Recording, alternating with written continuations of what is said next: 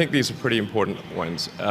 Some of them are going to sound like, well, you've heard it before, but it's worth re-emphasizing. I think the first is you need to work, depending upon how well you want to do, and particularly if you're starting a company, you need to work super hard. So what does super hard mean? Well, when my brother and I were starting our first company, instead of getting an apartment, we just rented a small office and we slept on the couch. And we showered at the YMCA, and we're so hard up we had just one computer. So the website was up during the day, and I was coding at night, 7 days a week, all the time. And I sort of briefly had a girlfriend in that period, and in order to be with me, she had to sleep in the office. So work hard, like every waking hour. That's the thing I would say particularly if you're starting a company.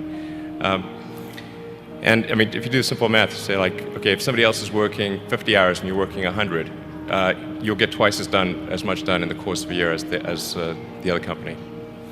The other thing I'd say is that if you're creating a company or if you're joining a company, the most important thing is to attract great people. So either join a group that's amazing, that you really respect, or if you're building a company, you've got to gather great people. All a company is a group of people that have gathered together to create a product or service.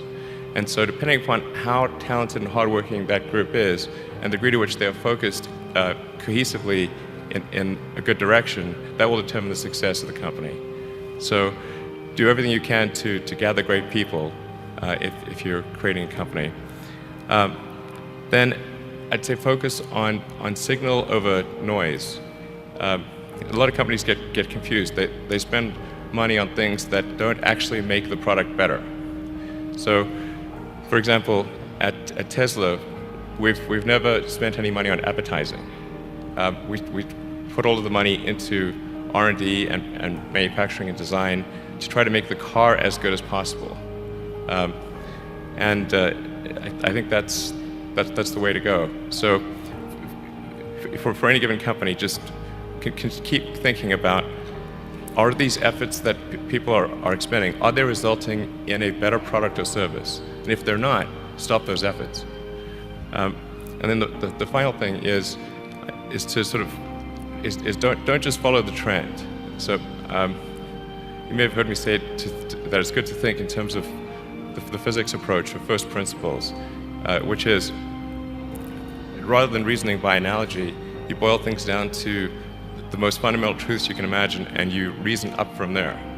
And this is a good way to figure out if something really makes sense, or if it's just what everybody else is doing. It's hard to think that way. You can't think that way about everything. It takes a lot of effort. But if you're trying to do something new, it's the best way to think. And that framework was developed by physicists to figure out counterintuitive things like quantum mechanics. So it's really a powerful method. Anyway, so that's, and then I think that the final thing I would encourage you to do is, now is the time to take risk. You don't have, you don't have kids. As you get older, your obligations increase. So and once you have a family, you start taking risk not just for yourself but for your family as well. It gets much harder to do things that might not work out. So now is the time to do that before you have those obligations. So I would encourage you to take risks now. Do something bold. You won't regret it. Thank you.